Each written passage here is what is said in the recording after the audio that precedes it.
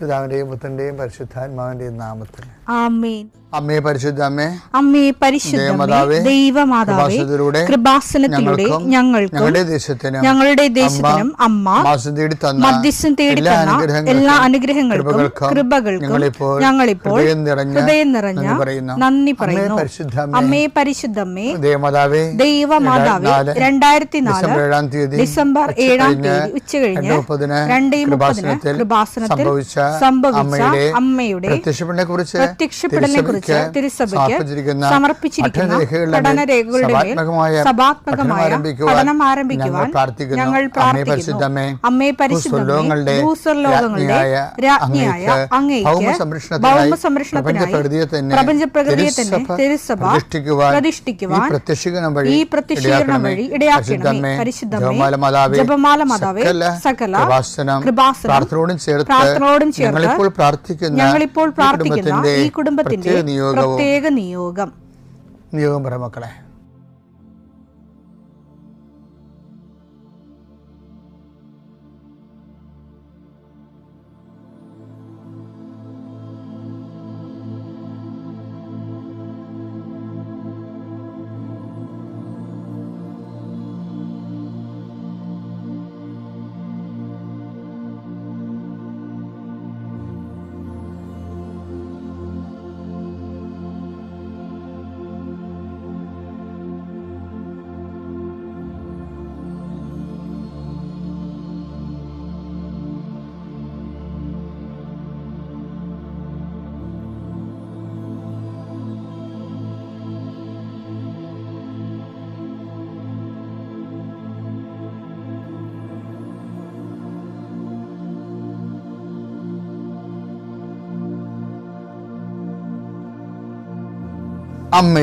അമ്മയുടെ പ്രത്യക്ഷീകരണത്തിന്റെ ഈ അനുഗ്രഹവേളയിൽ ഞങ്ങൾക്ക് സാധിച്ചു തരുവാൻ കനിയണമേ. ആമേൻ. വിശ്വാസ പ്രമാണം. സർവശക്തനായ പിതാവും ആകാശത്തിന്റെയും ഭൂമിയുടെയും സൃഷ്ടാവുമായ ദൈവത്തിൽ ഞാൻ വിശ്വസിക്കുന്നു. അവിടുത്തെ ഏകപുത്രനും ഞങ്ങളുടെ കർത്താവുമായ ഈശോമിശിഹായിലും ഞാൻ വിശ്വസിക്കുന്നു. ഈ പുത്രൻ പരിശുദ്ധാത്മാവിനാൽ ഗർഭസ്ഥനായി കന്യകാമറിയത്തിൽ നിന്ന് പിറന്ന് പൊന്തിയോസ് പീലാത്തോസിന്റെ കാലത്ത് പീഡകൾ സഹിച്ച് കുരിശിൽ തറയ്ക്കപ്പെട്ട് മരിച്ച് അടക്കപ്പെട്ട് പാതാളങ്ങളിൽ ഇറങ്ങി മരിച്ചവരുടെ ഇടയിൽ നിന്ന് 3-ാം നാൾ ഉയർത്ത് സ്വർഗത്തിലേക്ക് എഴുന്നള്ളി സർവശക്തിയുള്ള പിതാവായ ദൈവത്തിന്റെ വലതുഭാഗത്തിരിക്കുന്നു. അവിടെ നിന്ന് ജീവിക്കുന്നവരെയും മരിച്ചവരെയും വിധിക്കുവാൻ വരുമെന്നും ഞാൻ വിശ്വസിക്കുന്നു. പരിശുദ്ധാത്മാവിലും ഞാൻ വിശ്വസിക്കുന്നു. വിശുദ്ധ കത്തോലിക്കാ സഭയിലും പുണ്യവാന്മാരുടെ ഐക്യത്തിലും പാപങ്ങളുടെ മോചനത്തിലും ശരീരത്തിന്റെ ഉയർപ്പിലും നിത്യമായ ജീവിതത്തിലും ഞാൻ വിശ്വസിക്കുന്നു. ആമേൻ. സ്വർഗ്ഗസ്ഥനായ ഞങ്ങളുടെ പിതാവേ, അങ്ങയുടെ നാമം പൂജിതമാകണമേ. അങ്ങയുടെ രാജ്യം വരണമേ. അങ്ങയുടെ തിരുമനസ് സ്വർഗത്തിലെ പോലെ ഭൂമിയിലും ആകണമേ. അന്നു വേണ്ടുന്ന ആഹാരം ഇന്ന് ഞങ്ങൾക്ക് തരണമേ. ഞങ്ങളോട് തെറ്റ് ചെയ്യുന്നവരോട് ഞങ്ങൾ ക്ഷമിക്കുന്നത് പോലെ ഞങ്ങളുടെ തെറ്റുകൾ ഞങ്ങളോടും ക്ഷമിക്കണമേ. ഞങ്ങളെ പ്രലോഭനത്തിൽ ഉൾപ്പെടുത്തരുതേ, തിന്മയിൽ ഞങ്ങൾ രക്ഷിക്കണമേ. ആമേൻ. നന്മ നിറഞ്ഞ മറിയമേ, സ്വസ്തി. കർത്താവ് അങ്ങയുടെ കൂടെ സ്ത്രീകളിൽ അങ്ങ് അനുഗ്രഹിക്കപ്പെട്ടവളാകുന്നു. അങ്ങയുടെ ഉദരത്തിൻ ഫലമായി ഈശോ അനുഗ്രഹിക്കപ്പെട്ടവനാകുന്നു. പരിശുദ്ധ മറിയമേ, തമ്പുരാന്റെ അമ്മേ, പാപികളായ ഞങ്ങൾക്ക് വേണ്ടി ഇപ്പോഴും ഞങ്ങളുടെ മരണസമയത്തും തമ്പുരാനോട് അപേക്ഷിക്കണമേ. ആമേൻ. കർത്താവേ, നിന്റെ ഉന്നതമായ നാമത്തിന് സ്തോത്രം ചെയ്യുന്നു. കർത്താവേ, നിന്റെ വിശുദ്ധ പൗരോഹിത്യത്തെ മഹത്വപ്പെടുത്തണം. കർത്താവേ, സഭയിലുള്ള സാന്നിധ്യം പ്രകടമാക്കണമേ. 40 വർഷം അർപ്പിച്ച കുർബാനയുടെ യോഗ്യതയായി കൃപാസ്ഥാനത്താരെ ജീവനോടെ പ്രത്യക്ഷപ്പെട്ട പരിശുദ്ധ അമ്മയുടെ പ്രത്യക്ഷീകരണ സ്ഥിരീകരണത്തിനായി ഇന്ന് കൃപാസ്ഥാനത്താരെ നടക്കുന്ന 10,000-കണക്കിന് മനുഷ്യരുടെ പ്രാർത്ഥനയോട് കൂടെ ദൈവവേദലെ ഞാൻ നിന്നെ ഈശോനാമത്തിൽ ആശീർവദിക്കുന്നു. കർത്താവേ, ജോലിയില്ലാത്തവര്, വീടില്ലാത്തവര്, ജീവിതത്തിൽ കലഹങ്ങളും ഭിന്നതകൊണ്ട് പിരിഞ്ഞു താമസിക്കുന്ന ജീവിത പങ്കാളികളെ, കുഞ്ഞുങ്ങളുടെ തെറ്റായ അവസ്ഥകൾ കണ്ട് വിഷമിക്കുന്ന മാതാപിതാക്കന്മാരെ, ശാരീരികമായ രോഗങ്ങളെ അവസരപ്പെടുന്നതും രോഗം സുഖമാക്കുന്നതിന് സമയമെടുക്കുന്നില്ലെന്ന് ഓർത്ത് ഉത്കണ്ഠപ്പെടുന്നവരെയും സമർപ്പിച്ച് പ്രാർത്ഥിക്കുന്നു. ഇന്ന് യാത്ര ചെയ്യുന്നവരെ, ഇന്നത്തെ യാത്രയ്ക്ക് വേണ്ടി വിവിധമായ ഒരുക്കിയിരിക്കുന്ന ലക്ഷ്യങ്ങൾ, കണ്ടുമുട്ടുന്ന വ്യക്തികൾ, സംസാരിക്കുന്ന സംഭാഷണങ്ങൾ, എഴുതുന്ന രേഖകൾ, ഒപ്പിടുന്ന ഡോക്യുമെൻറ്റുകൾ, പങ്കെടുക്കുന്ന ഇൻ്റർവ്യൂകൾ, സെൻഡ് ചെയ്യുന്ന മെസ്സേജുകൾ എല്ലാം കർത്താവിൻ്റെ കൃപയാൽ നിറയപ്പെടാനും, നീ ഇന്ന് തിരികെ എത്തുന്ന സമയത്ത് കർത്താവിൻ്റെ കൃപ നിന്നും നിറഞ്ഞു നിന്നുകൊണ്ട് സന്തോഷം വന്ന് ഉറങ്ങുവാനും, ഇന്നത്തെ ദിവസം മുൻനിർത്തി നീ കണ്ടുമുട്ടുന്ന ഓരോ നിമിഷങ്ങളെയും, നിൻ്റെ ഓരോ സമയങ്ങളെയും, സന്ദർഭങ്ങളെയും, എല്ലാ സംരംഭങ്ങളെയും പരിശുദ്ധമ്മ ദൈവമാതാവിൻ്റെ മധ്യസ്ഥത്തിൽ രാത്രിയും തിരിച്ചെത്തുന്നവരെ കർത്താവിൻ്റെ നാമത്തിൽ മാതാവിൻ്റെ മധ്യസ്ഥതയും ഞാൻ നിൻ്റെ ജീവിതത്തെയും നിൻ്റെ കുടുംബത്തെയും ഈശോ നാമത്തെ ആശീർവദിക്കുന്നു. എൻ്റെ പ്രിയപ്പെട്ടവരെ, നമ്മൾ ഈ 4 ദിവസവും വിശ്വാസ വളർച്ചയുടെ വിവിധ ഘടകങ്ങളെയും അതിൻ്റെ വളർച്ചയുടെ പരിണാമ ദിശകളെയും, ആ വിശ്വാസം വളർന്ന് സ്നേഹമാകുന്നതും വിശ്വാസം വളർന്ന് ക്ഷമയാകുന്നതൊക്കെ നമ്മൾ കണ്ടു. അപ്പോൾ നിനക്ക് സ്നേഹവും ക്ഷമയും ഉണ്ടെങ്കിൽ കടുത്ത വിശ്വാസിയാണ് നീ എന്നുള്ള അസസ്മെൻ്റാണ് വരണത്. ഇതിനെ ചുവട് പിടിച്ച് ഇനി 10 ദിവസം കുറേ കാര്യങ്ങൾ പറയുന്നുണ്ട്. കാര്യം ഇതിൻ്റെ മുഴുവനും വിശ്വാസ വളർച്ചയുടെ മുഴുവനും ടീച്ചിങ് എയ്ഡ്, അതുപോലെ തന്നെ പരീക്ഷണ നിലവെന്ന് പറയാം. പുതിയ പുതിയ വളങ്ങൾ കാണുമ്പോൾ കർഷകർ അത് നേരിട്ട് കൊണ്ടുപോയി പാടശേഖരത്തിൽ എല്ലാத்தைയും വിതറത്തില്ല. ആദ്യം ഒരു മാതൃക തോട്ടം ഉണ്ടാക്കിയിട്ട് അവിടെ ഇതൊക്കെ പരീക്ഷിച്ച് നോക്കും. കർത്താവ് സുവിശേഷത്തിൽ കർത്താവ് കൊണ്ടുവന്ന പുതിയ ഐറ്റംസ് എല്ലാം, വിശ്വാസത്തിൻ്റെ പുതിയ ഐറ്റംസ് എല്ലാം കർത്താവ് ഒരു മാതൃക തോട്ടം ഉണ്ടാക്കി കർത്താവ് പരീക്ഷിച്ചിട്ടാണ് പുറത്തേക്ക് വിതരണം ചെയ്യേണ്ടത്. അതിൻ്റെ ആ മാതൃക തോട്ടത്തിൻ്റെ പേരാണ് പത്രോസ്. കർത്താവിൻ്റെ പരീക്ഷയുടെ തോട്ടമാണ്. ഇവൻ തോറ്റ കർത്താവ് തോക്കും. അത് കാരണം പത്രോസിനോട് ശാസിച്ചും സ്നേഹിച്ചും അതിമനോഹരമായിട്ട് കൊണ്ടുനടക്കണ കാണാം. വല്ലാത്തൊരു ബന്ധമാണ് അവർ തമ്മിൽ. ഇപ്പം വിശ്വാസത്തിൻ്റെ കാര്യത്തിൽ പത്രോസ് ഒത്തിരി കാര്യങ്ങൾ കർത്താവിൽ നിന്ന് പഠിച്ചു. കർത്താവിൻ്റെ ആ ലൈൻ പത്രോസ് ഫോളോ ചെയ്യുന്നുണ്ടായിരുന്നു. ശരിക്കും കർത്താവിനെ ടൈറ്റായിട്ട് ഫോളോ ചെയ്യുന്ന ഒരാളാണ് പത്രോസ്. അപ്പം പല കാര്യങ്ങളും പത്രോസിന് റേഷനും വിലക്കാണ് കിട്ടുന്നത്. ഭയങ്കര റേഷൻ വില എന്ന് പറയണത്. പത്രോസിനോട് പറയും, ഇതിൻ്റെ വില നീ കൊടുക്കണില്ല, ഇത് പിതാവ് സൗജന്യം ദാനം തന്നിരിക്കുന്നതാണ്, നിനക്ക് മാത്രമേ ഉള്ളൂ കേട്ടോ എന്ന് പറയും. അതാണ് എൻ്റെ പിതാവ് വെളിപ്പെടുത്തുന്നതാണെന്നൊക്കെ പറയുന്നത്. വളരെ ഭയങ്കര അമൂല്യമായ സംഭവങ്ങളെ കാശ് വാങ്ങിക്കാൻ സൗജന്യമായിട്ട് കൊടുക്കും. അത് ഈ പത്രോസ് ആണ് ഈ മാതൃക പൂന്തോട്ടമായിട്ടിരിക്കണല്ലേ കർത്താവിൻ്റെ പരീക്ഷണങ്ങളിലെ എല്ലാത്തിൻ്റെയും. ഒരു 10 ബൈബിൾ എടുക്കാൻ വഴി ഇവർ തമ്മിലുള്ള റിലേഷൻസ് ഒന്ന് അനലൈസ് ചെയ്യണമെങ്കിൽ അത് മനോഹരമാണ്. അപ്പം ഇതിലേക്ക് പത്രോസ് 2 കാര്യം കണ്ടുപിടിച്ചു. എന്താണ് വിശ്വാസം എന്ന് പറഞ്ഞ് പത്രോസാണ് അന്ന് വെട്ടണത്. കർത്താവ് എൻ്റെ സഹോദരനോട് ഞാൻ എത്ര പ്രാവശ്യം ക്ഷമിക്കണമെന്ന് പറഞ്ഞപ്പോൾ കർത്താവ് പറഞ്ഞ് 70 പ്രാവശ്യം. അപ്പം പത്രോസ് പറഞ്ഞു ഞങ്ങളുടെ വിശ്വാസം വർദ്ധിപ്പിക്കണമെന്ന്.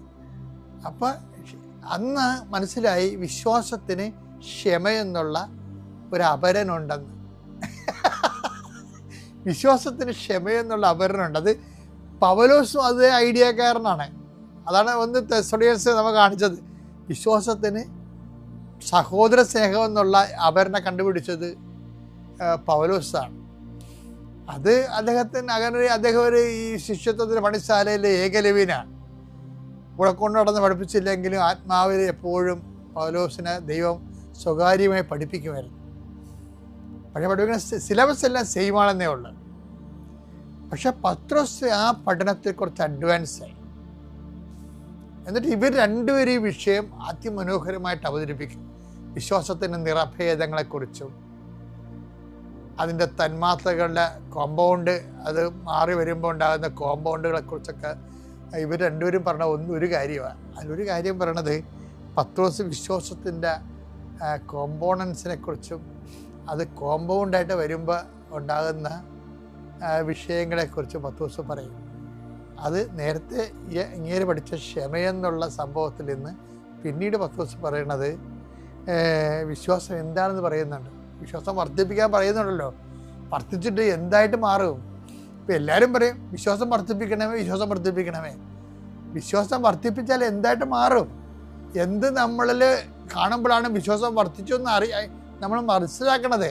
2 പത്രോസിന് 1:5 ഇക്കാരണത്താൽ നിങ്ങളുടെ വിശ്വാസത്തെ സുകൃതം കൊണ്ടും ഇത് വേണ്ട സംഭവം വെറുതെ വേണ്ട. എന്താ നേരത്തെ പറഞ്ഞത്? വിശ്വാസത്തെ സുകൃതം കൊണ്ടും സുകൃതത്തെ ജ്ഞാനം കൊണ്ടും ജ്ഞാനത്തെ ആത്മസംയമനം കൊണ്ടും ആത്മസംയമനത്തെ ക്ഷമ കൊണ്ടും ക്ഷമയെ ഭക്തി കൊണ്ടും ഭക്തിയെ സഹോദര സ്നേഹം കൊണ്ടും സഹോദര സ്നേഹത്തെ ഉപവി കൊണ്ടും സമ്പൂർണമാക്കാൻ നന്നായി ഉത്സാഹിക്കുവിൻ. വിശ്വാസം സമ്പൂർണ്ണമാക്കണമെങ്കിൽ അപ്പം എന്താണ് സമ്പൂർണ്ണമാക്കണത്? ശരിക്കും പറഞ്ഞാൽ വിശ്വാസമാണ് സമ്പൂർണ്ണമാക്കണത്. ഞങ്ങളുടെ വിശ്വാസത്തെ വർദ്ധിപ്പിക്കണമേ എന്ന് ഇവർ ലൂക്ക 17:5 പറഞ്ഞില്ലേ? ഈ വിശ്വാസം വർദ്ധിച്ചാൽ എങ്ങനെയാണ് ഇരിക്കണത്? അതെന്താണ്? ആദ്യം വിശ്വാസം വർദ്ധിക്കണത് എങ്ങനെയാണ്? വിശ്വാസത്തെ സുഹൃതം കൊണ്ടും. ഈ ഉടമ്പടിയിലൊക്കെ ഇത്രയും രാത്രിയും പകലും കൃപാസനത്തിൽ ആൾക്കാർ വരികയും ഉടമ്പടിയിൽ ആൾക്കാർ ജീവിക്കുകയും ചെയ്യുന്നതിൻ്റെ കാരണം ഈ വിശ്വാസത്തിൻ്റെ ജീവിത കളരിയിൽ സുഹൃതങ്ങൾ ഒത്തിരി മനുഷ്യർ അഭ്യർത്ഥിക്കുന്നുണ്ട്.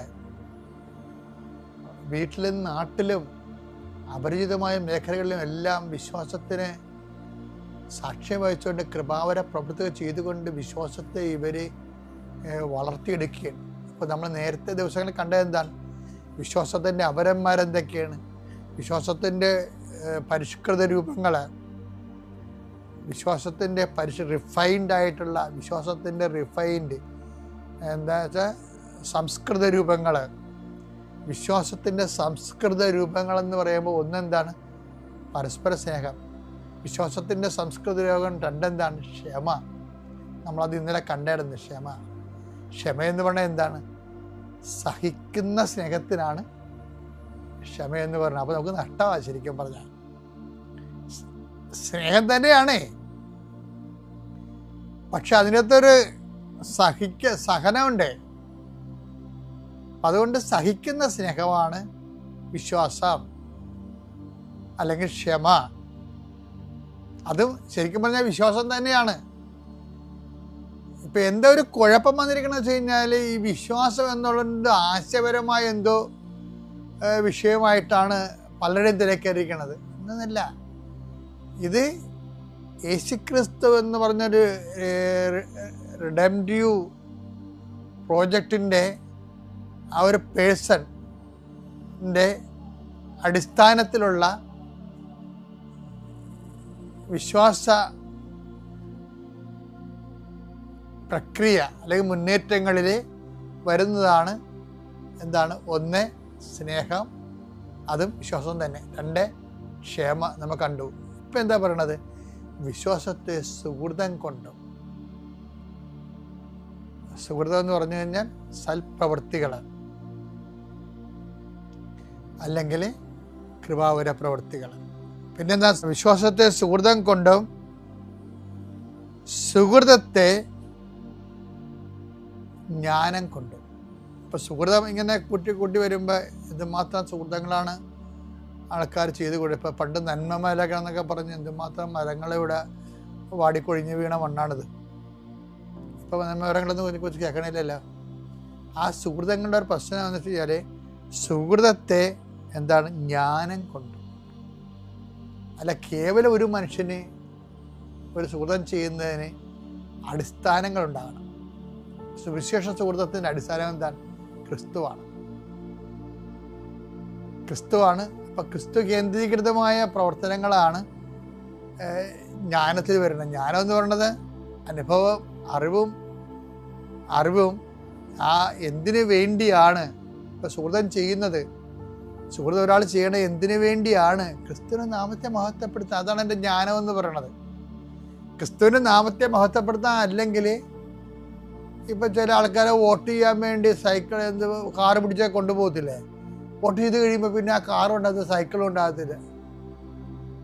അങ്ങനെ സുഹൃത്തം ചെയ്യുന്ന ആൾക്കാരില്ലേ നാട്ടിൽ? അതുപോലെ ജ്ഞാനമില്ല അതിൻ്റെ അകത്ത്. നമുക്ക് സുഹൃത്തം ചെയ്യുമ്പോൾ ഒരു ജ്ഞാനമുണ്ട്. എന്താണ്? ക്രിസ്തുവിൻ്റെ നാമത്തെ മഹത്വപ്പെടുത്തുന്നതിന് വേണ്ടിയും ദൈവവചനത്തിൻ്റെ പൂർത്തീകരണത്തിന് വേണ്ടിയാണ് നമ്മൾ സൽപ്രവൃത്തികൾ ചെയ്യുന്നത്. ഇനിയിപ്പോൾ അടുത്ത ദിവസം പറയാം. ഇത് ഓരോ ദിവസം കേട്ടാൽ മതി. ഇപ്പം നിങ്ങൾ അതായത് ആദ്യം നമ്മൾ വിശ്വാസം സ്നേഹമാണെന്ന് കണ്ടു, വിശ്വാസം ക്ഷമയാണെന്ന് കണ്ടു, ഇപ്പോൾ വിശ്വാസം സുഹൃതമാണെന്ന് കണ്ടു, വിശ്വാസം ജ്ഞാനമാണെന്ന് കണ്ടു.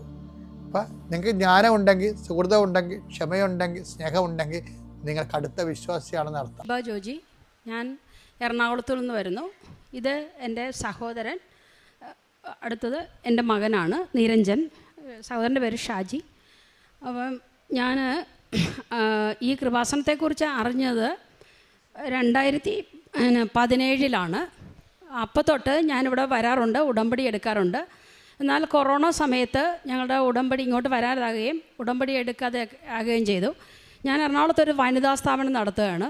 അപ്പോൾ വലിയ പ്രതിസന്ധികളില്ലാതെ അത് പോയിക്കൊണ്ടിരിക്കുകയായിരുന്നു. എന്നാൽ കൊറോണ മൂലം ഞങ്ങളുടെ സ്ഥാപനങ്ങളെല്ലാം പൂട്ടിപ്പോവുകയും ഒരു സ്ഥാപനം മാത്രമായിട്ട് അവശേഷിക്കുകയും ചെയ്തു. കടുത്ത സാമ്പത്തിക പ്രതിസന്ധിയും ഈ സ്ഥാപനത്തിൻ്റെ പേരിൽ കുറച്ച് ലോണൊക്കെ ഉള്ളതുകൊണ്ട് പുതിയ സ്ഥാപനം പണിതിൻ്റെ കുറച്ച് ബാധ്യതയൊക്കെ വന്നു.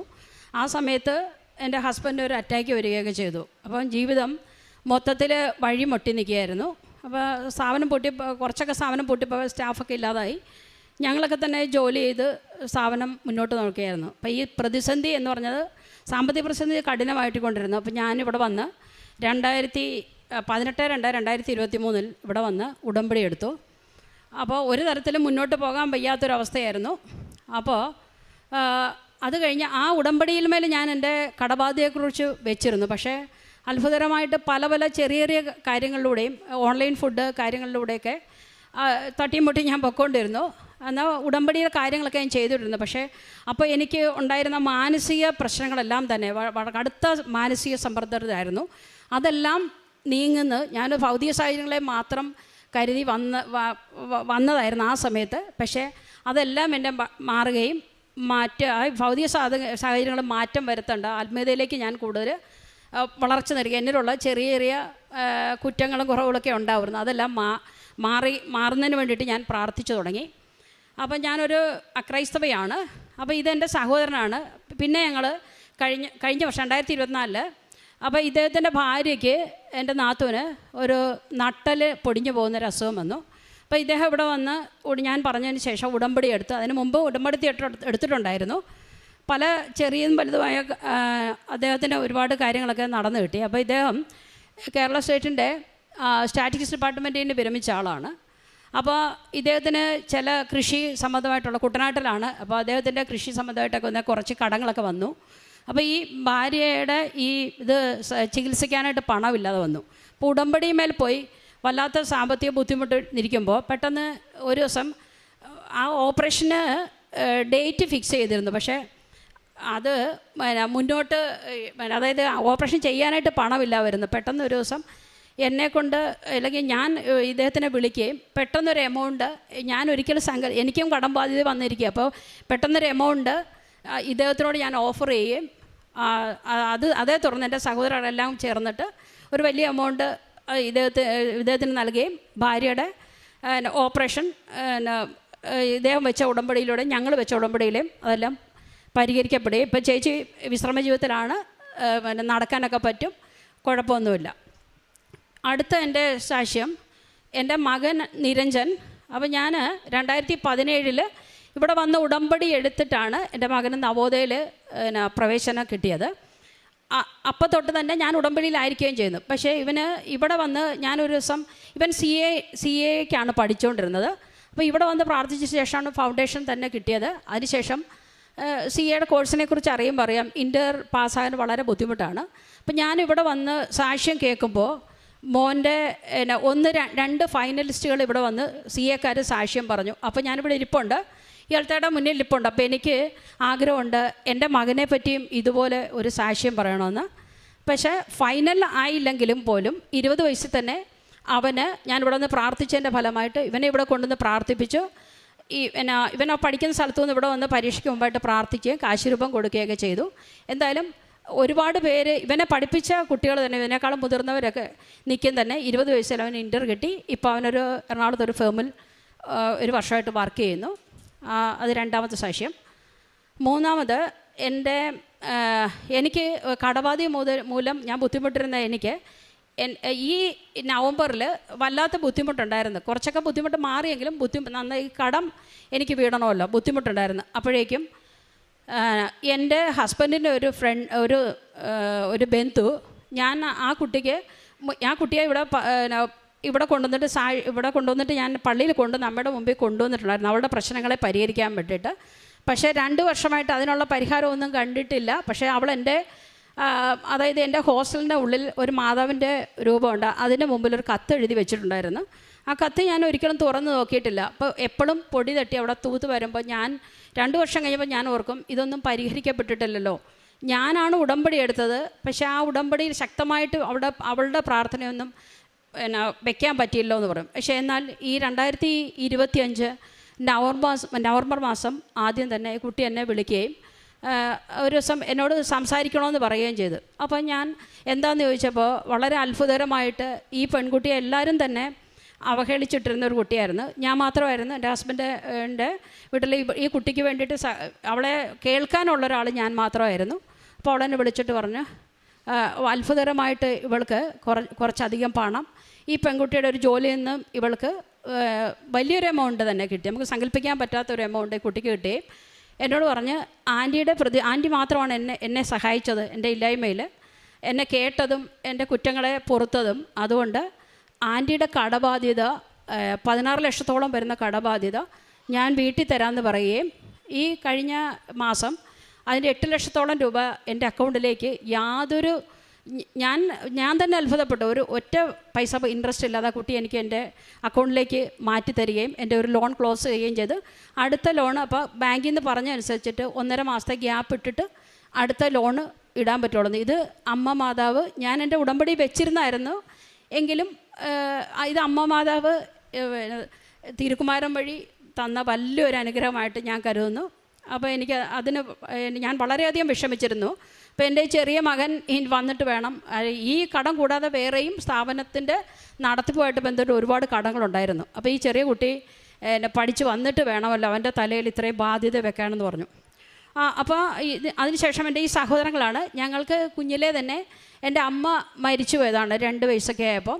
എൻ്റെ 6 സഹോദരന്മാർ ചേട്ടന്മാരാണ്, 2 ചേച്ചിമാരും ഉണ്ട്. അപ്പോൾ ഞങ്ങൾ ആ വളരെ അടുത്ത ഒരു ബന്ധമാണ് ഞങ്ങൾ സഹോദരങ്ങൾ തമ്മിലുള്ളത്. അപ്പം ഇവർക്കാർക്കും എന്നെ സഹായിക്കാൻ പറ്റുന്നൊരു സാധ്യതയല്ല, ഇതിലല്ല. എല്ലാവരും റിട്ടയർഡായി ഓരോരോ കാര്യങ്ങളിലൂടെ ഇതാക്കി നടക്കുകയായിരുന്നു. പിന്നെ അപ്പോൾ എൻ്റെ കുടുംബത്തിന് ഈ കടബാധ്യമൊന്നും എൻ്റെ മേലെ വീടാൻ പറ്റത്തില്ലാത്തതുകൊണ്ടും എനിക്ക് ഇളയതായതുകൊണ്ടും മറ്റ് ജോലിയൊന്നും ഇല്ലാത്തതുകൊണ്ട് ഞങ്ങളുടെ ഇതിനെ ഒക്കെ ബാധിച്ചിരുന്നു. അപ്പോഴേക്കും എനിക്ക് ചെറിയ സഹായം ചെയ്യാനായിട്ടുള്ള വഴിയും അടച്ചു കളഞ്ഞു. എൻ്റെ സഹോദരങ്ങളെ ഏതെങ്കിലും രീതിയിൽ സഹായിക്കാൻ പറ്റില്ല. പക്ഷേ മാതാവ് ഈ കഴിഞ്ഞ വർഷം എൻ്റെ സ്ഥാപനത്തിൻ്റെ മുകളിലേക്ക്, മറ്റ് സ്ഥാപനങ്ങളെല്ലാം പൂട്ടിപ്പോയിട്ട് എൻ്റെ സ്ഥാപനത്തിൻ്റെ മുകളിലേക്ക് ഒരു നിലയും കൂടെ പണിത് എനിക്ക് സർപ്ലസ് എമൗണ്ട് എൻ്റെ കയ്യിലേക്ക് വന്നിട്ട് എനിക്ക് കുറച്ച് ആൾക്കാരെ, എൻ്റെ സുഹൃത്തുക്കളെയും എന്നെ തേടി വരുന്ന ആൾക്കാരെയും എനിക്ക് സഹായിക്കാൻ പറ്റുന്ന രീതിയിൽ ദൈവം എന്നെ ഉയർത്തി തന്നു. അത് മുഖേന ഓരോരുത്തർക്ക് എനിക്ക് സഹായം ചെയ്യാൻ പറ്റുന്നുണ്ട്. പിന്നെ അതുകൂടാതെ പ്രേക്ഷിത പ്രവർത്തനം എന്ന് പറയുമ്പം ഇവിടുന്ന് ഇത് നേർച്ച വസ്തുക്കൾ വാങ്ങി എനിക്കറിയാവുന്ന സുഹൃത്തുക്കളുടെ ഇടയിലെല്ലാം വിതരണം ചെയ്യും. അതുകൂടാതെ വനിതാ സ്ഥാപനം ആയതുകൊണ്ട് കേരളത്തിൻ്റെ അങ്ങോളം ഇങ്ങോളമുള്ള ജില്ലകളിലുള്ള എല്ലാ ജാതി മതസ്ഥരെക്കുറിച്ചോടും അവരുടെ വിഷമിക്കുമ്പോൾ അവരുടെ പ്രശ്നങ്ങൾ കേട്ടിട്ട് ഇങ്ങനൊരു പള്ളിയെക്കുറിച്ച് പറയാനും അനേകം പേരെ ഇവിടെ വന്ന് ഉടമ്പടി എടുക്കാനും കണ്ണൂർ കാസർഗോഡ് തൊട്ടുള്ള ആൾക്കാർ ഇവിടെ വന്ന് ഉടമ്പടി എടുക്കാനും അവർക്ക് പലരും ഇവിടെ വന്ന് സാക്ഷ്യം പറയാനും ഇടവരുത്തിയിട്ടുണ്ട്. ആത്മീയ ജീവിതത്തിൽ എനിക്ക് കുറച്ച് അതുപോലെ തന്നെ പണ്ട് ഇസബല്ല ഒരു തെങ്ങിനടിയിൽപ്പെട്ട് ഒരു കുട്ടി അപകടത്തിൽപ്പെട്ടപ്പോൾ അച്ഛൻ ഇവിടെ നിന്ന് ഞാൻ അപ്പോൾ സാക്ഷ്യം പറയുമ്പോൾ ഉണ്ട്. അച്ഛൻ അത് എടുത്ത് പറഞ്ഞ് ഞാൻ ക്രൈസ്തവ എനിക്ക് ഈ കൊന്തയെക്കുറിച്ചൊന്നും അറിയില്ല. പക്ഷെ അച്ഛൻ പറഞ്ഞ് ഈ ക്രൈസ്തവരായവർക്ക് ബുക്ക് നോക്കാതെ കൊന്ത് ചെല്ലാൻ പറ്റത്തില്ലെന്ന് പറഞ്ഞ ഒരു അപകടഘട്ടം വരുമ്പോൾ നിങ്ങൾക്കത് ചൊല്ലാമല്ലോ എന്ന് പറഞ്ഞു.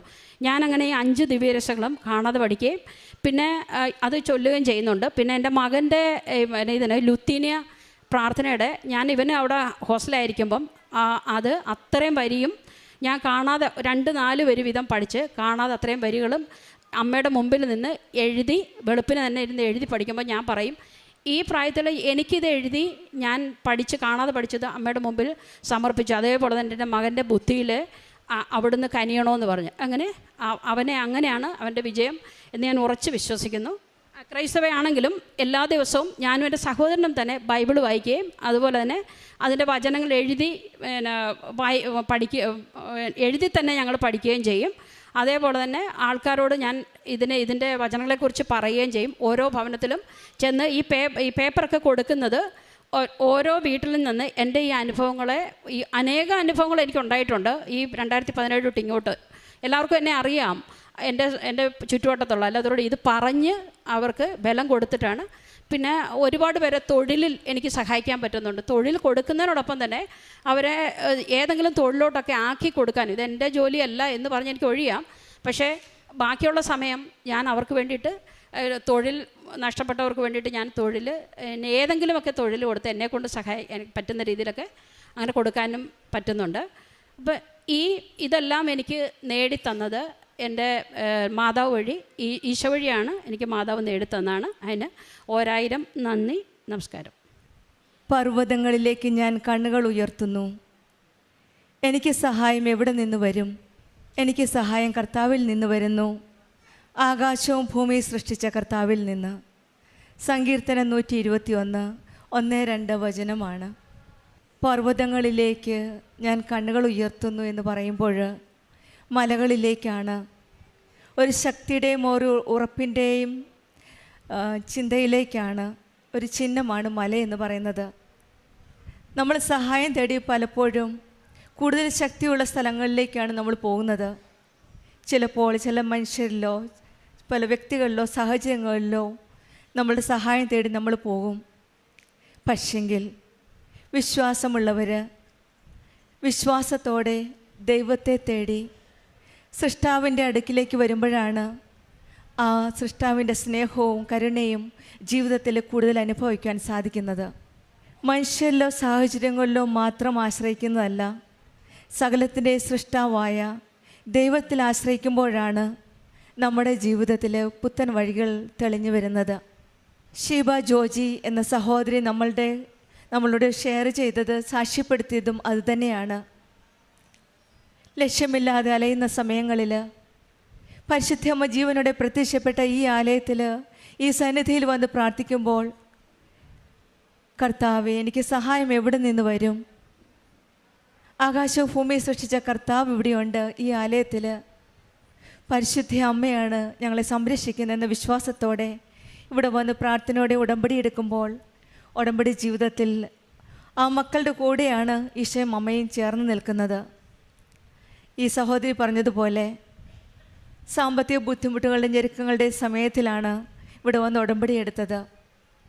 പിന്നെയാണ് ഉടമ്പടി ജീവിതത്തിൽ ഓരോ അനുഗ്രഹങ്ങൾ ഇവരുടെ ജീവിതത്തിൽ വന്നുകൂടുന്നത്. 16 ലക്ഷത്തിൻ്റെ ഒരു കടമുണ്ടായിരുന്നു. ആ കടം തീർക്കാനായിട്ട് ഈ മകൾ വളരെ വിഷമിച്ചു. പിന്നീടാണ് പണ്ടെങ്ങോ സഹായിച്ച ഒരു വ്യക്തി ഒരു സഹായം നീട്ടി ഈ മകളുടെ അടുത്ത് വരികയും ആ കടം പൂർണ്ണമായിട്ട് വീട്ടുവാനുള്ള സഹായം ചെയ്യുകയും ചെയ്തത്. പിന്നീടുണ്ടായിരുന്ന സഹോദരൻ്റെ ഭാര്യയുടെ സാമ്പത്തിക ബുദ്ധിമുട്ടുണ്ടായിരുന്നു ഓപ്പറേഷന് വേണ്ടിയിട്ട്. അതും എവിടെ നിന്നോ എങ്ങനെയോ ഈ സഹോദരിയുടെ അക്കൗണ്ടിലേക്ക് കാശ് വരികയും സഹോദരൻ്റെ വൈഫിനെ സഹായിക്കുകയും അവരും ഓഫ് കോഴ്സ് ഉടമ്പടിയിലായിരുന്നു. അവിടെ എല്ലാം പ്രാർത്ഥനയുടെ ഫലമായിട്ടാണ് ആ സഹായം വരികയും എല്ലാം സക്സസ്ഫുള്ളായിട്ട് ട്രീറ്റ്മെൻറ്റ് ചെയ്യുവാൻ സാധിച്ചത്. പിന്നെ ഉണ്ടായിരുന്നത് മകൻ്റെ CA എക്സാമാണ്. പരീക്ഷയുടെ കാര്യം ഈ മകന് ഉടമ്പടിയിൽ വെച്ചിരുന്നു. പ്രാർത്ഥിച്ച് വിശ്വസിച്ച് ഇവർ പരീക്ഷയ്ക്ക് പോയപ്പോഴേ അമ്മാവൻ പറഞ്ഞു, not by merit but by grace ആണ്. ദൈവത്തിൻ്റെ ഒരു കൃപ കാരണമാണ് ആ മകന് പരീക്ഷ എഴുതാനും നല്ലൊരു ജോലി ലഭിക്കാനും സാധിച്ചത്. ഈ മകളുടെ ഓരോ കടങ്ങളും ഇൻട്രസ്റ്റ് ഇല്ലാതെ എല്ലാം ദൈവം നോക്കിയും കണ്ടും ചെയ്യുന്ന ഒരു ജീവിതത്തിലെ ഒരു അനുഭവ സാക്ഷ്യമാണ് ഈ മകൾ പറഞ്ഞത്. ഉടമ്പടി എടുത്തു കഴിയുമ്പോൾ നമുക്ക് ഭയമില്ല, ഒന്നുകൊണ്ടും ഉത്കണ്ഠപ്പെടേണ്ട ആവശ്യമില്ല. ഈശോയും അമ്മയും അങ്ങേറ്റെടുത്ത് ചെയ്യുകയാണ്. ഓരോ വഴികളും തുറന്നു കൊടുക്കുകയാണ് ഇവർക്ക്. എവിടെ നിന്ന് വരുമെന്ന് മലകളിലേക്ക്, പർവ്വതങ്ങളിലേക്ക് കണ്ണുകൾ ഉയർത്തി ചോദിക്കുമ്പോൾ ഇവരുടെ ഉത്തരം തന്നെ ഇവർക്ക് തന്നെ ലഭിക്കുകയാണ്. ഇതാണ് ഉടമ്പടി മക്കളുടെ ജീവിതത്തിൽ കാണുന്നത്. ഈശോയും അമ്മയും സൃഷ്ടികർത്താവായ ദൈവവും കൂടെ നിന്നുകൊണ്ടാണ് ഇവിടെ കരങ്ങൾ പിടിച്ചുകൊണ്ട് ഇവരെ മുന്നോട്ട് നയിക്കുന്നത്. നമ്മളുടെ ജീവിതത്തിലും സൃഷ്ടികർത്താവായ ദൈവത്തിൽ നമുക്കും അഭയം തേടാം. നമ്മൾ വിശ്വാസമർപ്പിച്ച് സത്യസന്ധതയോടെ നമ്മുടെ ഉടമ്പടി ജീവിതം മുന്നോട്ട് നയിക്കാം. ഓരോ പ്രാവശ്യവും നമ്മൾ കണ്ണുകൾ ഉയർത്തി നമ്മൾ ചോദിക്കുമ്പോൾ നമ്മുടെ സഹായം എവിടെ നിന്ന് വരുമെന്ന് ചോദിക്കുമ്പോൾ നമുക്കും ഒരു ഉത്തരം ലഭിക്കട്ടെ എന്ന് നമുക്കും പ്രാർത്ഥിക്കാം. ഷിബ ജോജിക്കും കുടുംബത്തിനും ലഭിച്ച എല്ലാ അനുഗ്രഹങ്ങൾക്കും നമ്മൾക്ക് കരങ്ങളടിച്ച് ദൈവത്തെ മഹത്വപ്പെടുത്താം. യേശുവേ നന്ദി, യേശുവേ സ്തുതി, ആവേ മരിയ. ഈശോയ്ക്കും തിരുക്കുമാരനും 1000 നന്ദി. എൻ്റെ പേര് ഡെൽമ. ഞാൻ പറവൂർ സെൻറ്റ് ജോസഫ് ഇടവക ആലപ്പുഴയിൽ നിന്ന് വരുന്നു. എനിക്ക് മാതാവ് ഒരു ഗവൺമെൻറ് ജോലി നൽകി അനുഗ്രഹിച്ചതിന് നന്ദി പറയാനാണ് ഞാൻ വന്നത്. ഞാൻ 10 വർഷമായിട്ടുള്ള എൻ്റെ ഏറ്റവും വലിയൊരു ആഗ്രഹമായിരുന്നു ഒരു ഗവൺമെൻറ് ജോലി എന്നുള്ളത്. അതും ഞാൻ നഴ്സാണ്. നഴ്സിംഗ് ആയിട്ട് തന്നെ എനിക്ക് കിട്ടണമെന്ന് വലിയൊരു ആഗ്രഹമായിരുന്നു. 2019 നവംബറിലാണ് ഞാൻ ഇവിടെ വന്ന് ഉടമ്പടി എടുക്കുന്നത്. പക്ഷേ മാതാവിൻ്റെ തീരുമാനങ്ങളൊക്കെ ഒത്തിരി വേറെയായിരുന്നെന്ന് എനിക്ക് തോന്നുന്നത്. കാര്യം വെച്ചാൽ ഞാൻ ഒത്തിരി ഫൈനാൻഷ്യലി ഒട്ടും സ്റ്റേബിൾ അല്ലാത്തൊരു ഫാമിലിയിൽ നിന്നായിരുന്നു ഞാൻ വരുന്നത്. അപ്പം മാതാവിന് തോന്നിയതായിരിക്കും എന്നെ ഫൈനാൻഷ്യലി സ്റ്റേബിളാക്കിയിട്ട് എൻ്റെ ആഗ്രഹം സാധിച്ചു തരാനായിരിക്കും. ഞാൻ ഉടമ്പടി എടുത്ത ഉടനെ തന്നെ എൻ്റെ മനസ്സിൽ തോന്നി ഞാൻ GNM നേഴ്സാണ്, പോസ്റ്റ് BSc പഠിക്കണമെന്ന് എനിക്ക് തോന്നി. അങ്ങനെ ഞാൻ പോസ്റ്റ് BSc എടുത്തു. ഒത്തിരി ലിമിറ്റേഷൻസൊക്കെ ഉണ്ടെങ്കിലും ഞാൻ ജോലി ചെയ്തുകൊണ്ട് തന്നെ എനിക്ക് പോസ്റ്റ് BSc കംപ്ലീറ്റ് ചെയ്യാൻ പറ്റി. അതും ഫസ്റ്റ് ക്ലാസ്സോടുകൂടി തന്നെ ഞാൻ പാസ്സായി. ഞാൻ പാസ്സായി ഇറങ്ങിക്കഴിഞ്ഞ് ഇവിടെ വന്ന് മാതാവിനോട് പ്രാർത്ഥിച്ചു, മാതാവേ എനിക്കൊരു ഗവൺമെൻറ് ജോലി നൽകി അനുഗ്രഹിക്കണമെന്ന്. പക്ഷേങ്കിൽ എനിക്ക് എങ്ങനെയാണെന്ന് അറിയത്തില്ല, ഒരിക്കലും ഞാൻ പ്രതീക്ഷിക്കാത്തൊരു കാര്യമാണ്. എനിക്ക് മസ്കറ്റിൽ മിനിസ്ട്രിയിൽ ഒരു ഗവൺമെൻറ്റിൻ്റെ ഇൻ്റർവ്യൂ വന്നു. പെട്ടെന്ന് തന്നെ മനസ്സിൽ തോന്നി ഞാൻ ആ എക്സാം എഴുതാൻ വേണ്ടി പ്രോമെട്രി എഴുതാൻ. എനിക്ക് മലയാളം മീഡിയത്തിൽ പഠിച്ചത് കാരണം ഇംഗ്ലീഷ് ഞാൻ പഠിക്കുന്ന കാര്യങ്ങൾ ഒത്തിരി നേരെ ഇരുന്ന് കഷ്ടപ്പെട്ട് പഠിച്ച് ഞാൻ എഴുതി വെക്കുന്നതല്ലാണ്ട് ഒരു OMR ക്വസ്റ്റ്യൻസ് ഒന്നും എന്നെക്കൊണ്ട് എഴുതാൻ അത്രയും ഞാൻ ആയിട്ടില്ല. കാരണം ഞാൻ കുറേ നേരം എനിക്കിത് വായിച്ചു കഴിഞ്ഞാൽ കുറച്ച് നേരം പിടിക്കും എനിക്കിത് മനസ്സിലാക്കി വരാൻ. അപ്പോൾ ഷോർട്ട് ക്വസ്റ്റ്യൻസൊക്കെ എനിക്ക് ഒത്തിരി ഞാൻ പുറകോട്ടാണ്. എഴുതുന്നത് അത്രയും ഞാൻ എഴുതി വയ്ക്കും, അല്ലാണ്ട് ഷോർട്ട് ക്വസ്റ്റ്യൻസ് എനിക്ക് ഒത്തിരി പാടാണ്. എന്നെയാണ് മാതാവ് 100-ൽ 93 മാർക്ക് നൽകി പ്രോമെട്രിനെ പാസ്സാക്കി. അതുപോലെ തന്നെ അതിൻ്റെ ഇൻ്റർവ്യൂ ബാംഗ്ലൂർ വെച്ചായിരുന്നു. അപ്പോൾ മിനിസ്ട്രിയുടെ ഇൻ്റർവ്യൂ ഒക്കെ എനിക്ക് ഭയങ്കര പേടിയുള്ള കൂട്ടത്തിലാണ്. ആരെങ്കിലും മുന്നിൽ നിന്ന് സംസാരിക്കാനോ അങ്ങനെയൊക്കെ എനിക്ക് ഭയങ്കര ബുദ്ധിമുട്ടുള്ള ആളാണ്. ഇപ്പോൾ എനിക്കറിയാമെങ്കിൽ കൂടി എൻ്റെ പുറത്തോട്ട് വരത്തില്ല. അപ്പം ഞാൻ മാതാവിൻ്റെ കാശ് രൂപം മുറുകെ പിടിച്ച് ഉടമ്പടി നേർച്ച വസ്തുക്കളും ഉപയോഗിച്ചിട്ടാണ് ഞാൻ ആ ഇൻ്റർവ്യൂവിന് പോകുന്നത്. ആ സമയത്ത് എൻ്റെ മനസ്സിലുണ്ടായിരുന്നത് മിനിസ്ട്രി കിട്ടിയില്ലെങ്കിലും പ്രൈവറ്റിലാണെങ്കിലും പോകാമെന്ന് വിചാരിച്ചാണ് ഞാൻ അവിടെ ചെന്നത്.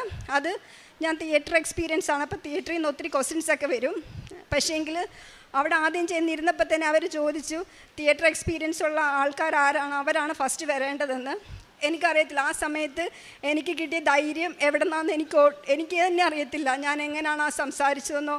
പക്ഷേങ്കിൽ ആദ്യത്തെ ഇൻ്റർവ്യൂ ആളായിട്ട് ഞാൻ പോവുകയും ചോദിച്ചതിനെല്ലാം ഫുൾ അവരുടെ മനസ്സിൽ ഉദ്ദേശിച്ച ക്വസ്റ്റ്യൻസ് എന്താണ്, ആൻസേഴ്സ് എന്താണോ അതാണ് എൻ്റെ മനസ്സിൽ നിന്ന് വന്നത് ഞാൻ പറഞ്ഞതും. അപ്പം തന്നെ എനിക്ക് സെലക്ട് ആവുകയും ഞാൻ ആഗ്രഹിച്ചെടുത്തെന്നല്ല മാതാവ് ആഗ്രഹിച്ച പോലെ എനിക്ക് മിനിസ്ട്രിയിൽ ഒരു ജോലി കിട്ടി.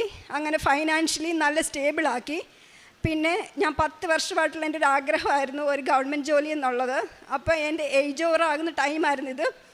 ആ സമയത്ത് ഞാൻ ലീവിന് ഇവിടെ വന്നു ഉടമ്പടി പുതുക്കി ജോസഫ് അച്ഛനെ കാണാനുള്ള അനുഗ്രഹം എനിക്കുണ്ടായി. അങ്ങനെ ഞാനിവിടെ നിന്ന് പ്രാർത്ഥിച്ച് ഉടമ്പടി നേർച്ച വസ്തുക്കളൊക്കെ ഉപയോഗിച്ചിട്ടാണ് ഞാൻ എക്സാമിന് വേണ്ടി പോകുന്നത്. ഇവിടുത്തെ ലാസ്റ്റ് എൻ്റെ PSC എക്സാം ആയിരുന്നു, ഗവൺമെൻറ് സർവീസിലേക്കുള്ള എൻ്റെ അവസാന ചാൻസ് വരുന്നത്. എക്സാം ഒത്തിരി ടഫായിരുന്നു എങ്കിലും ഫസ്റ്റ് ഇതിൽ തന്നെ എനിക്ക് ആ ജോലിയിൽ പ്രവേശിക്കാൻ മാതാവ് എന്നെ അനുഗ്രഹിച്ചു. ഞാനിപ്പോൾ വന്നത് എനിക്ക് ജോലി കിട്ടി, അപ്പോയിൻമെൻറ്റ് ഓർഡർ എല്ലാം കിട്ടി, ഞാൻ ജോലിയിൽ പ്രവേശിച്ചു. ആദ്യ സമയത്ത് പ്രവേശിക്കുന്നതിന് മുന്നേ തന്നെ ഞാനിവിടെ ഉടമ്പടി സാക്ഷ്യം പറയാൻ ആഗ്രഹിച്ചതായിരുന്നു. അപ്പോൾ ഉടമ്പടി പുതുക്കിയിട്ട് വേണം സാക്ഷ്യം പറയാൻ. അപ്പോൾ ഒത്തിരി ലേറ്റാകും, എനിക്ക് പിറ്റേ ദിവസം ഡ്യൂട്ടിക്ക് കയറേണ്ട ഉള്ളതുകൊണ്ട് ഞാൻ പ്രാർത്ഥിച്ചിട്ട് തിരികെ പോയി. ആദ്യത്തെ ഓഫിന് തന്നെ ഞാൻ ഇവിടെ വന്നു, ഉടമ്പടി പുതുക്കി. എനിക്ക് മാതാവ് തന്ന ഈ ജോലി അത് ഉറപ്പായിട്ട് എൻ്റെ ഒരു ഇതുകൊണ്ടല്ല, എൻ്റെ മെറിറ്റ് കൊണ്ട് ഒരിക്കലും എനിക്ക് കിട്ടത്തില്ല. കാരണം വെച്ചാൽ ഒരു സാധാരണ ഒരു കൊച്ചാണ് ഞാൻ. വീട്ടുകാരുടെ നിർബന്ധം കൊണ്ടും അവരുടെ ബുദ്ധിമുട്ട് മനസ്സിലാക്കി മാത്രമാണ് ഞാൻ ഈ ജോലിക്ക് ഇറങ്ങി തിരിച്ചതും ഇതിൻ്റെ ഇങ്ങനെ കണ്ടിന്യൂ ചെയ്ത് പോകുന്നതും.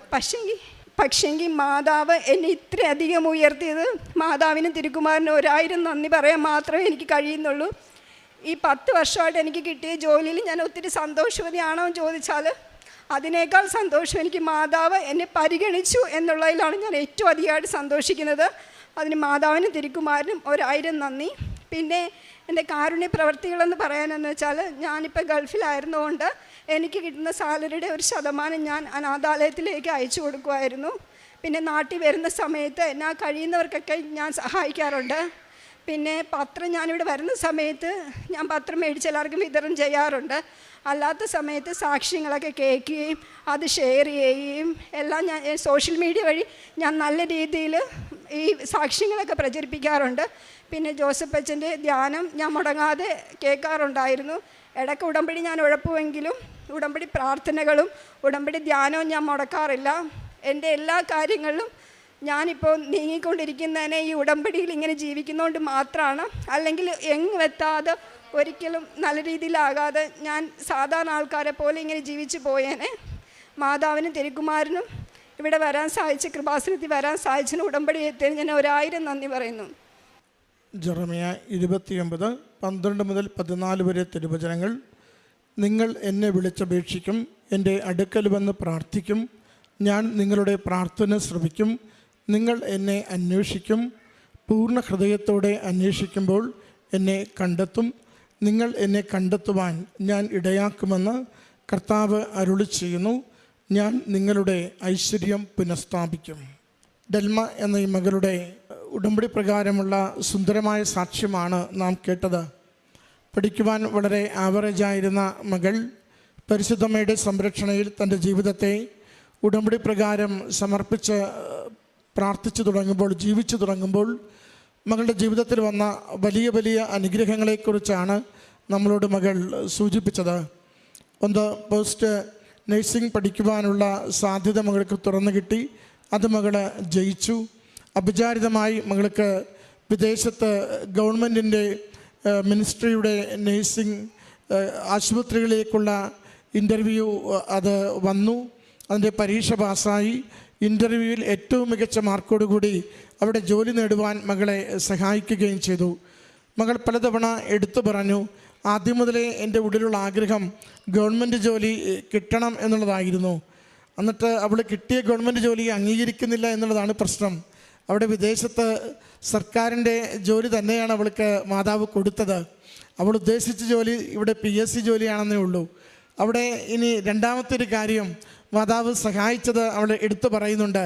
വളരെ സാമ്പത്തികമായ പരിമിതമായ സാഹചര്യത്തിൽ ജീവിതം നിൽക്കുമ്പോഴാണ് ഒട്ടും പ്രതീക്ഷിക്കാതെ വിദേശത്തേക്ക് പോകുവാനുള്ള വഴി തുറക്കുന്നതും അവിടെ ജോലി കിട്ടുമോ എന്ന് പോലും അറിയാതെ ഓരോ കാര്യവും നീക്കുമ്പോൾ മാതാവ് കൈപിടിച്ചവിടെ കൊണ്ടുചെന്ന് കുടുംബം ഒന്ന് സുരക്ഷിതമാക്കുന്ന, സാമ്പത്തികമായ ഭദ്രത എത്തിക്കുന്ന നാൾ വരെയും അവിടെ ജോലി കൃത്യമായി മകൾക്ക് നൽകി മകളുടെ കുടുംബത്തിൻ്റെ സാമ്പത്തിക സാഹചര്യങ്ങളെ ഐശ്വര്യപ്പെടുത്തി അനുഗ്രഹിച്ചുവെന്ന് സാക്ഷ്യപ്പെടുത്തുകയാണ്.